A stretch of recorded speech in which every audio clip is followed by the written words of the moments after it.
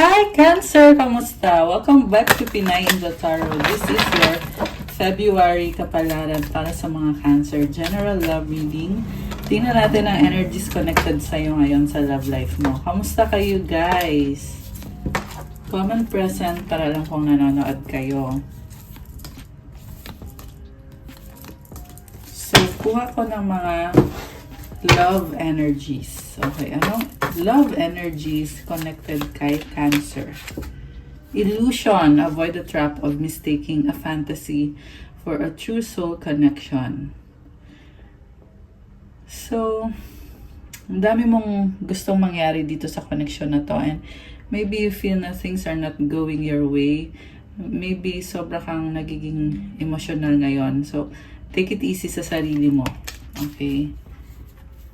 Universe. Wow, sa bottom of the deck. The universe is guiding you to that special person. Allow everything to take its natural course.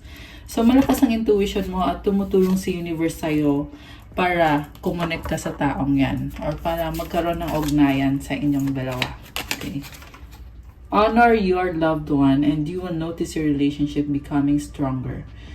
So, ngayon, talagang gusto mong mag-focus dito sa relationship na to. And I just saw 1, 2, 3 angel numbers. We have openness. Be open to accept divine guidance in your relationships. Okay, just take it slow. And I can feel na hinahabaan mo yung pasensya mo when it comes to your love life. And also, merong mga divine guidance. So, siguro nagbabasa ka ng Bible lately or may mga spiritual lessons na in-apply mo sa love life mo. Okay. So, from the tarot, overall energy, wow! 4 of Wands at the bottom of the deck. So, masaya, there's balance and stability. This is a good relationship, committed relationship. Okay. Galing ah. Merong bagong simula. Talagang nakafocus ka. You are preparing something para sa relationship na to. And also, daming stars. So, it symbolizes, for me, parang, ano to yung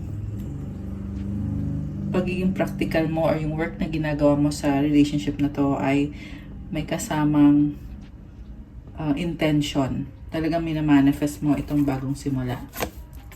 So, we have King of Pentacles, Page of Wands, the Strength card, 3 of Cups, and the Emperor. And then, 10 of Pentacles, 5 of Swords, Ace of Cups, Queen of Wands, and the 8 of Swords. So, parang busy-busy ka dito. Sobrang practical ng energy mo. Daming problems, pero kinakaya mo, tinitiis mo. Ini-enjoy mo pa rin kahit sa totoo lang nahihirapan ka dito. Emperor is here. I feel like you are the one taking action sa relationship. Parang ikaw na yung naging lalaki dito. So, I feel like gustong sabihin sa'yo ng guides mo na know your worth, know your value. Kasi parang ikaw yung gumagawa ng lahat At the same time, mukhang masaya ka sa ginagawa mo. Pero nagsastruggle ka. Okay? Kinakalma mo na lang yung sarili mo. Masaya ka sa taong yan. Also, meron din community na involved dito. Or mga tao. May mga tao sa paligid nyo. Ayan, 3 of Cups. Parang nagse-celebrate. So, siguro may mga celebration kayo sa family or sa... This can be any connection, ba kaibigan. And then...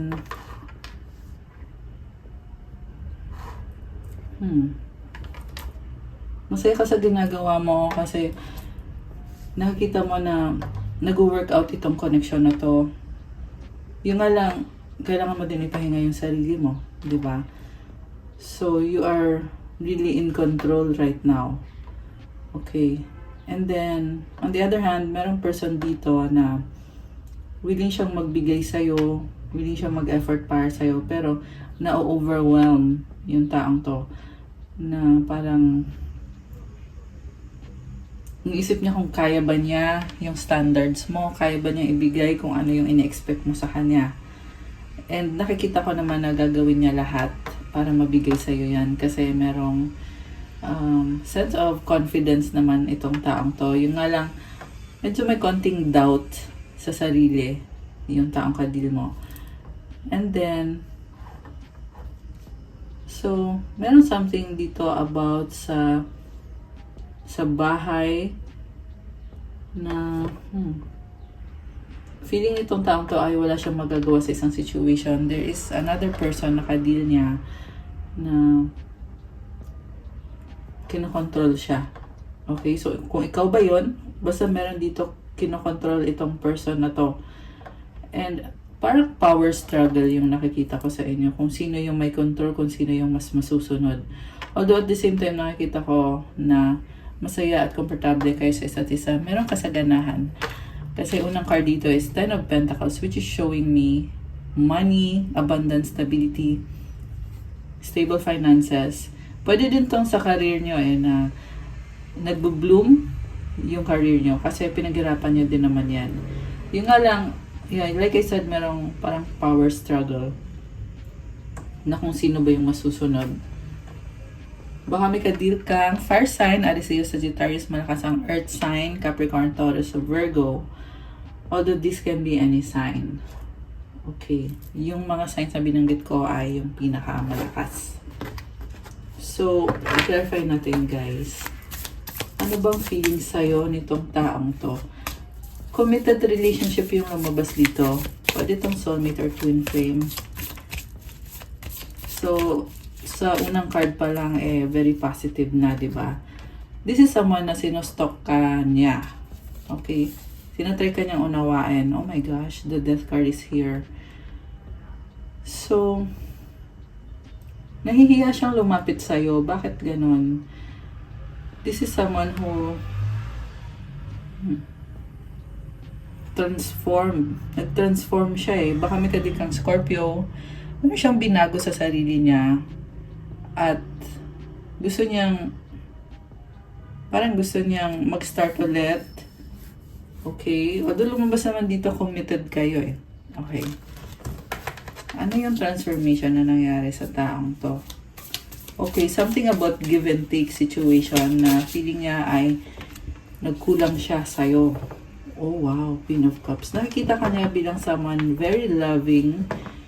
Mahal ka nitong taong to Nakikita niya yung value mo sa relationship. Masayahin ka. May butterfly wing siya So you are going through a transformation. Okay, I feel like pareho kayong dalawa, merong nangyayaring pagbabago or transformation. And ikaw, masaya ka, you are enjoying your life.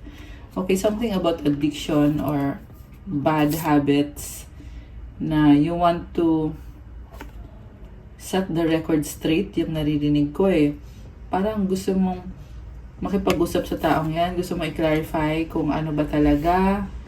Queen of Swords. Meron isa dito na luhaan. Okay. So, there might have been cheating. Oh my gosh. Kaya pala. Yeah, merong other party na involved dito. At nagkakaroon ka ng realization na hindi pure yung intention nitong taong to.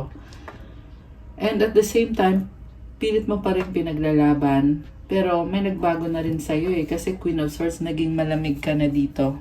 Okay? Pero ikaw kasi yung ng tao na kahit nasasaktan ka, tatry mo pa rin. Just because mahal mo yung taong yon. Okay, mahal ka din yan. Dito yung King of Cups. Ayan so we have both the Queen of Cups tsaka yung King of Cups. You are on the same page. And mukhang nangyari lang to nung natauhan na tong taong to na ayaw niyang mawala ka. Kaya lang din siya nagbago. Gumugulo sa isip niya. Kaya nahihiya siyang lumapit sa'yo. Ayaw niyang mawala ka. Nagtitiis tong taong to Tinitiis niya na wala ka. Hintay ng tamang panahon. Oh my gosh. Takot na takot. Two of Swords. Judgment. Takot siya marinig yung sasabihin mo kasi alam niya may sasabihin ka. Okay? Pero alam din niya at the same time na this is the only way para maging okay ulit ang lahat. Okay. So, alam mo, grabe. Ang haba ng pasensya mo sa taong to. Tanggap mo pa rin siya kahit hindi siya naging loyal sa'yo. Anong mga nangyari dito sa connection niyo? Tingnan natin ha. Anong mga nangyari dito? Anong mga energies nitong taong to na kadil mo? Okay, we have, you didn't put up with my shit. You crushed my big-ass ego, but that made me respect you even more. Alam mo, nagpakatotoo ka lang naman na hindi mo to tolerate yung mga kalokohan nitong taong to. At nakita niya sa'yo yung ugali mo, na-realize niya na, kasi akala niya masyado kang mabait Ngayon na-realize niya na hindi ka pala niya maluloko. Matalino ka. Lalo ka niyang nare-respeto dahil dyan. I'm starting to panic. It's been so long since I've seen you or heard your voice. So, merong panlalamig. Okay, yung iba sa inyo, binlock niyo tong taong to. Kaya, natatakot siya. Kinakabahan siya na mawalan na siya ng chance sa'yo. Oh, oh my gosh, I love variety, but there's something about you I just can't resist. So, ito na nga, napakadaming options nitong taong to. Pero, ikaw yung someone na naramdaman niya na special ka para sa kanya. Ano pa ba mga ginawa nitong taong to? Tingnan natin ano mga nangyayari dito? Okay, isa pa. I don't know where to start. Okay, so ito na nga. Nahihiya siya na mag-open up ulit sa'yo. Although, para sa kanya, committed pa rin kayo Ayaw niyang mawala ka. I cry at night. Oh my gosh. Emotional. Okay, tumalon yung card. You've triggered me. So ito, struggle niyo to. Ito yung dahilan kung bakit nahihirapan siya. Kasi na-trigger mo siya So, itong trigger na to, dito niya na-realize na mahalaga ka nga sa kanya kasi na-trigger siya. Okay, so ano ngayon? Parang awkward Alam mo yon yung na-trigger mo siya, tapos awkward na sa kanya na lumapit sa'yo. The passion is too much. Okay, na-overwhelm siya. Drama. Okay, ayaw niya ng drama. So, baka may kadikang Capricorn, Libra, Air sign, Gemini, Libra, Aquarius. Yun yung mga signs na nakikita ko ngayon. Meron din energy ng Aries. Okay, mga cardinal signs yung lumabas. So, dramatic yung nangyari sa inyo. Mukhang nagsagutan kayo nitong taong to. Kasi, this person refuses to alam mo yun, yung mga trauma niya sa past, hindi niya na-heal So, kaya, pag nagkakaroon ng confrontation, nahihirapan siya. Mas pinipili na lang niya na umiwas na lang, talikuran na lang. Parang tinotorture niya yung sarili niya Yeah, these are the limiting beliefs. Meron siyang mga iniisip na negativity, kaya nagsastruggle siya tuloy. Pero ang totoong gusto mangyari niya, nitong taong to, is to have committed relationship with you. If I could go back in time, I would handle us differently. Pagsisisi at panghihinayang, and I just saw 414 angel numbers. So, nagsisisi siya, nangihinayang siya. Alam mo, this person feels na ang tanga niya dahil sa mga ginawa niya. Kasi, hindi niya nakita yung value mo. Kaya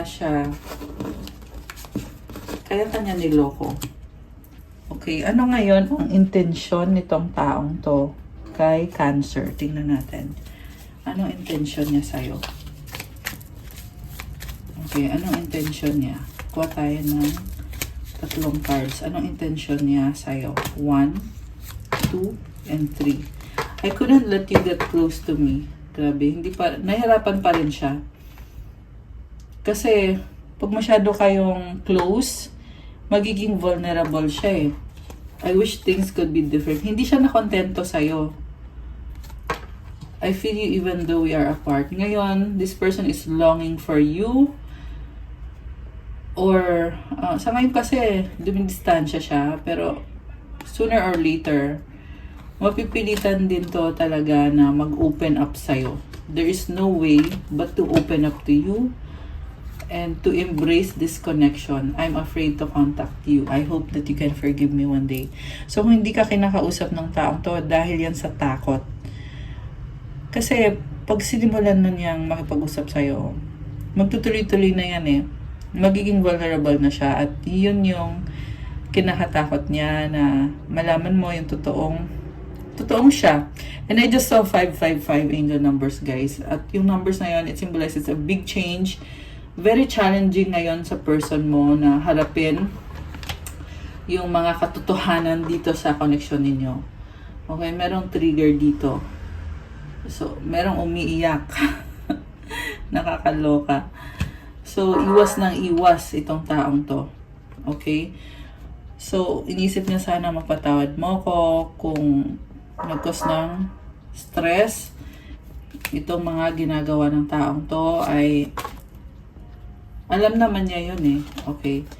I want to tell you how I feel. I'm starting to understand our connection. So, nagkakaroon na siya ng mga realization at gusto niya sabihin yung nararamdaman niya nang hindi siya ginajudge. Alam mo yon, ayaw niyang ma-judge kasi dahil sa takot. Kasi pag na-judge siya, sobra siyang masasaktan. May power ka na kung ano yung sasabihin mo ay pwede mo siyang masaktan. At yun yung kinakatakot niya. Anong love energies? Okay, we have twin flame. So, okay, may pangatlong candle eh. So, I don't know, this person is still playing safe yung nafe-feel ko sa kanya. Gusto niya andyan ka, pero andun yung pagpe-play safe niya na hindi niya maamin kung ano yung totoong nararamdaman niya sa'yo. Or kung aaminin man niya yon, merong mga bagay na pinipili niyang itago na lang. So that, parang tatago na lang niya para ma-feel niya na siya yung may control, siya yung dominante. Okay, we have hideaway. Make time to be with your person. Create your own special hideaway. Pwede rin tong nagtatago siya. Or pwede rin tong energy na gusto niya mag-spend time sa'yo. Divine timing. Okay. So, ito na nga, gusto nga niya mag-spend time, pero andun yung fear talaga eh, na kailan ko gagawin to, paano ko gagawin to, tamang panahon ba ngayon? Kailan ba ang tamang panahon? Grabe. So, tingnan natin yung angel numbers. Okay. Anong angel numbers para kay Cancer? Connected dito sa love situation na to. Angel numbers. We have, dalawa. Okay. Isa lang. Let's get one lang. Okay. Angel numbers for Cancer. We have 19. Oh my gosh, transformation. It's us that you take notice, that you hold within your hands the power to change your life. Within this realization, you will feel your sense of purpose and your connection to new beginnings. Affirmation, I release what I no longer need to carry and open myself to the transformative energy of the divine. Grabe! So, hawak mo yung kapangyarihan para baguhin ang buhay mo. May purpose ka at merong bagong simula paparating for you. Kailangan mo i-let go yung mga situation or maaring ugali na hindi na nakakatulong sa'yo. Let go mo na yan. Buksan mo yung sarili mo sa bagong energy, transformative energy na galing kay God. Kasi binibless ka at tinutulungan ka para umusad at para magkaroon ng forward movement, magkaroon ng bagong simula. So, i-claim mo tong energy na to. Comment, claim transformation from the divine. Comment, claim new beginnings. At comment mo din yung affirmation dito. I release what no longer needs. I release what I no longer need to carry. And also, buksan mo yung sarili mo. So, lagay mo dyan, I open myself to the transformative energy of the divine. Ayan. So, anong advice? Okay. Tingnan natin yung advice para sa'yo. Advice para kay Cancer. Okay. Oh, loneliness. Malungkot ka ngayon. When you stop fearing your aloneness, you stop settling for less than you deserve. May I embrace and love my solitude, and that's when kindred spirits can finally come. Oh my gosh! May surprise sa universe sa'yo, kindred spirits. These are people na totoong loyal sa'yo at minamahal ka. Huwag ka daw matakot mag-isa. I-embrace mo yung pagiging mag-isa mo. Oh my gosh! Ramdam ko to para sa'yo. So, embrace and love your solitude. I-comment mo dyan to claim this energy. I embrace and love my solitude. So, this is the kind of energy na mag-isa ka, pero kontento ka, kumpleto ka, at masaya ka kung anong meron ka, kung ano ka, at kung ano yung paparating pa. At bibiyayaan ka ni God with someone, person or maraming persons na totoong nagmamahal sa'yo. Pwede yan, bagong person, bagong love, pwedeng friendship, pwede rin naman the same person na may tunay na, pure na love para sa'yo. Ayan, at ramdam ko yung energy na yun, ang ganda. This is definitely a soulmate connection na paparating para sa'yo. So, i-claim mo na tong energy na to. Ayan. Okay guys, that's what I have for you, Cancer, for your February kapalaran. Thank you for watching. Please like the video, comment, subscribe, and hit the notification bell. Kung nag-resonate at kailangan nyo ng gabay, you can book a private reading. Message lang kayo sa Viber or sa WhatsApp.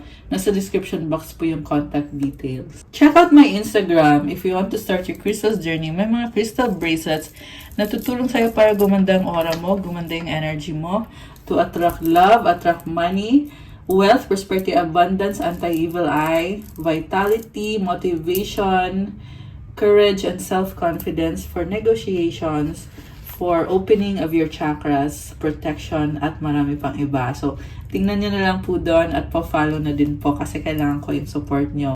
Thank you, Cancer! I love you guys! I'll see you again soon. Have a good night. God bless you all and stay safe. Bye!